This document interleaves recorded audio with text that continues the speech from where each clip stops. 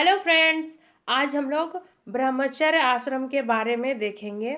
तो हम लोग जैसे कि जानते हैं 4 आश्रम होते हैं, ब्रह्मचर्य, गृहस्थ, वानप्रस्थ और संन्यास। तो हम लोग आज पहला वाला देखेंगे, ब्रह्मचर्य आश्रम।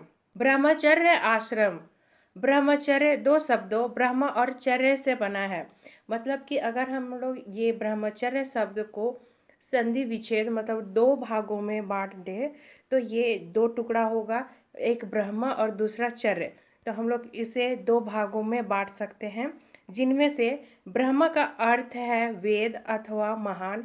या तो हम लोग ब्रह्म का अर्थ वेद से ले सकते हैं या उसे महान कह सकते हैं।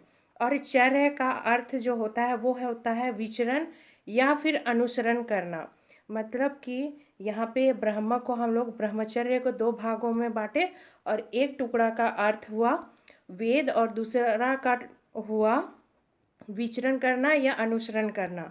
तो यहाँ पे हम लोग 4 प्रकार के शब्द पा जाते हैं। ब्रह्म के संबंध में वेद या फिर महान, और चर्य के संबंध में विचरण करना या फिर अनुसरण करना। मतलब कि किसी चीज़ को मानना, किसी पे चलना, उनके जो भी सिद्धांत है उनका पालन करना, अनुसरण करना। इन दोनों का सम्मिलित अर्थ ब्रह्म के मार्ग पर चलना। मतलब कि इन दोनों का ब्रह्म और चर्य का सम्मिलित अर्थ, ब्रह्मचर्य का सम्मिलित अर्थ मतलब एक जो अर्थ निकलेगा वो होता है ब्रह्म के मार्ग पर चलना। यहाँ पे हम लोग कह सकते हैं वेद के मार्ग पर चलना, या फिर वेद जो होता है वो 4 वेद होते हैं ना, तो वो अपने आप में ही एक महान है। तो इसलिए यहाँ पे महान शब्द का भी इस्तेमाल किया गया है। ब्रह्मचर्य का तात्पर्य केवल इंद्रिय निग्रह ही नहीं बल्कि इसके साथ ही वेदाध्ययन भी है। यहाँ पे कहा जा रहा है कि ब्रह्मचर्य का ये केवल मतलब नहीं होता है कि आप अपने इंद्रियों को मतलब जो भी हमारी इंद्रियां हैं उनको कंट्रोल करना, यही नहीं होता है। इसके अलावा भी इसके जो कर्तव्य होते हैं वो होते हैं वेद का अध्ययन करना। यहाँ पे इंद्रिय मतलब कि जो भी हम लोग देखते हैं कि अक्सर युवाओं में अट्रैक्शन होता है, चाहे कुछ भी चीज़ के प्रति हो।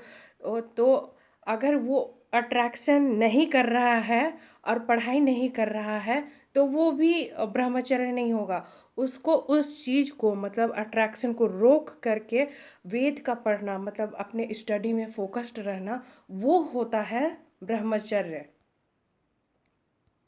महाभारत के अनुसार ब्रह्मचर्य आश्रम में रहने वाले ब्रह्मचारी को अंत बाह्य की शुद्धि, वैदिक संस्कार और व्रत नियमों का पालन करते हुए अपने मन को वश में करना चाहिए।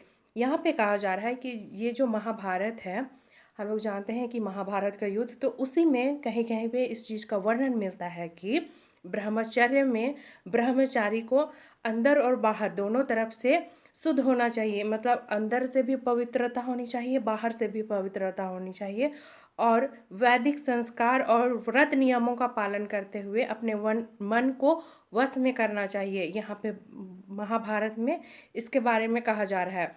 वैदिक संस्कार हम लोग जानते हैं कि ऋग्वेद, यजुर्वेद, सामवेद, तो इसमें बहुत सारे संस्कार का उल्लेख किया गया है। मतलब बहुत से रीति रिवाज, बहुत सारे धर्म सिद्धांत, तो उन सबको मानते हुए उनका पालन करते हुए मन को अपने वश में करना, ये ब्रह्मचर्य होता है महाभारत के अनुसार।